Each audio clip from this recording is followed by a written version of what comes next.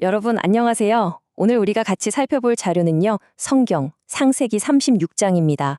솔직히 성경을 읽다 보면 이름만 잔뜩 나오는 족보는 그냥 휙 넘겨버리기 십상이잖아요. 맞죠? 하지만 오늘 이 시간 아주 지루해 보이는 이 고대 문헌을 인간의 야망 그리고 하나님의 타이밍에 관한 엄청나게 흥미로운 이야기로 완전히 탈바꿈시켜 보겠습니다. 자, 바로 본론으로 들어가서 좀 직관에 어긋나는 질문부터 하나 던져볼게요. 왜 성경은 굳이 하나님의 언약에서 스스로 발을 빼버린 것처럼 보이는 에서의 성공 스토리에 이렇게 많은 분량을 할애했을까요? 사실 언약의 계승자인 야곱 이야기만 하기에도 바쁠 텐데 말이죠. 안 그런가요? 자, 첫 번째 파트, 단순한 이름의 나열을 넘어섭니다. 창세기 36장에 숨겨진 진짜 서사를 한번 들여다보죠. 우리가 지금 보고 있는 건 엑서데이스의 톨레돗, 그러니까 쉽게 말해 족보입니다. 근데 이게 단순히 누가 누구를 낳았다는 생물학적인 족보가 아니에요. 떠돌이 생활을 하던 한 가문이 어떻게 세일이라는 거친 땅에서 완전히 자리 잡고 거대한 국가로 변모해 갔는지 그 역사적이고 영적인 궤적을 쫙 보여주는 일종의 지도라고 보시면 됩니다.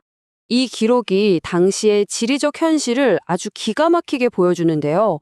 모압에서의 후손들은 그 붉고 험준한 셀 산지에서 그냥 겨우겨우 살아남은 게 아니었습니다. 진짜 엄청나게 번성했어요. 인구도 폭발적으로 늘어났고요. 비록 이들이 언약 밖으로 나가긴 했지만 하나님께서 모든 사람에게 베푸시는 이른바 일반 은총의 축복을 톡톡히 누리면서 번영을 이룬 거죠. 그럼 다음 파트로 넘어가 볼까요? 두 번째, 호리 족속과의 융합. 세상 속에서 아주 빠르게 세력을 확장한 전략에 대한 이야기입니다. 놀랍게도 이들은 자기들끼리 고립되는 걸 원치 않았어요. 대신 아주 빠르고 효율적인 4단계 세속화 과정을 밟습니다. 일단 세일 지역에 정착한 다음 원래 살고 있던 원주민인 호리 족속을 정복하죠. 근데 거기서 끝나는 게 아니라 그들과 결혼해서 피를 섞고 그들의 정치 체제와 문화를 그대로 흡수해버립니다. 결국 통일되고 아주 강력한 에돔 국가로 초고속 성장을 이뤄낸 거예요. 진짜 똑똑하죠.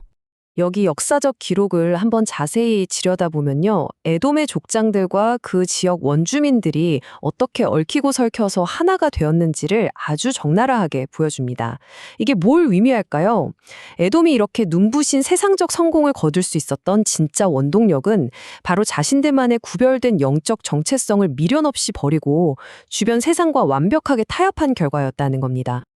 자, 세 번째 파트는 이스라엘보다 먼저 세워진 왕들입니다. 과연 이게 궁극적인 승리였을지 한번 살펴볼게요. 여기서 우리가 주목해야 할 정말 핵심적인 포인트가 하나 있습니다. 바로 이 엄청난 대비인데요. 한번 상상해 보세요. 이스라엘 백성들은 이집트에서 노예 생활을 하거나 광야를 떠돌면서 영적으로 빚어주는 아주 느리고 고통스러운 시간을 보내고 있었잖아요. 근데 그동안 에돔은 뭘 하고 있었냐? 벌써 폭발적으로 경제를 키우고 튼튼한 요새 도시들을 짓고 심지어 왕정체제까지 번듯하게 세웠습니다. 눈앞에 바로 보이는 즉각적인 성공을 꽉 거머쥔 거죠. 심지어 텍스트에 보면 숫자 8이 명시되어 있습니다.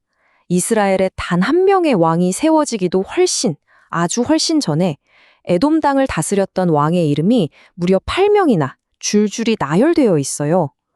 당시 세상 사람들의 눈에는 이들이 얼마나 앞서 나가는 승리자처럼 보였겠어요?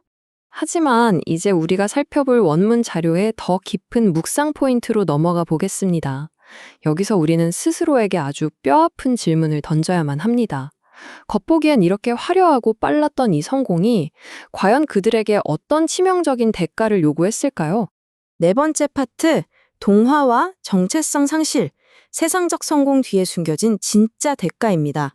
땅과 권력을 얻으려고 호리 족속과 철저하게 섞이는 길을 택하면서 에서의 후손들은 결국 자신들이 진짜 누구인지 완전히 잊어버리고 말았습니다. 이들은 하나님과의 언약 관계보다 당장 눈에 보이는 성공을 우선시했어요.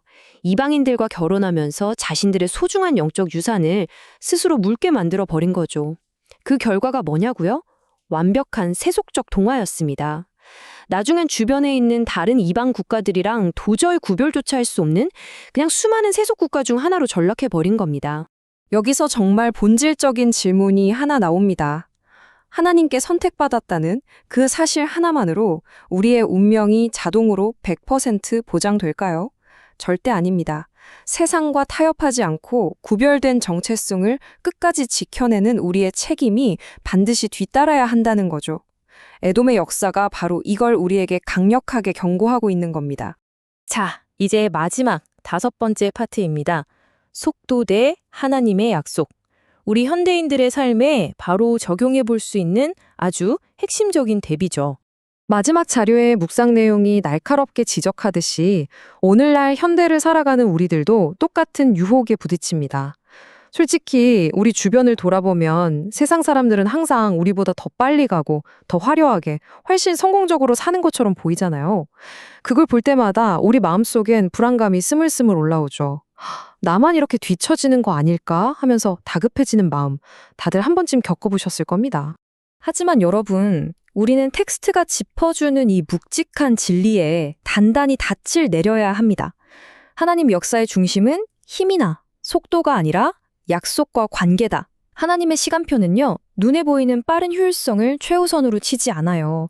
오히려 그분의 약속 안에서 신실하고 지속적으로 이어가는 관계 그 자체에 중심을 둡니다. 결국 우리는 매일매일 이 두 가지 길 사이에서 선택을 강요받습니다. 남들보다 빨리 성공하려고 내가 진짜 누구인지 타협해버리는 에돔의 길을 갈 것인가? 아니면 조금 느리고 답답해 보이는 광야 한가운데서도 하나님이 내 성풍을 천천히 빚어 가시도록 묵묵히 견뎌내며 보이지 않는 약속을 신뢰할 것인가? 바로 이스라엘의 길 말이죠. 오늘 자료를 함께 살펴보면서 마무리 짓고자 하는데요. 여러분 각자의 삶에 던져볼 수 있는 가장 도전적인 질문을 하나 남기고 싶습니다. 세상이 여러분을 획획 추월해서 달려가는 것처럼 보일 때조차 여러분의 진짜 영적 정체성을 굳건하게 지켜내시기를 간절히 바랍니다. 여러분은 지금 에돔의 빠릿빠릿한 속도를 쫓아가고 계신가요? 아니면 이스라엘에 주어질 단단한 약속을 기다리고 계신가요? 이 질문 꼭 한번 깊이 고민해 보시길 바라면서 오늘 시간 마치겠습니다. 함께 해주셔서 감사합니다.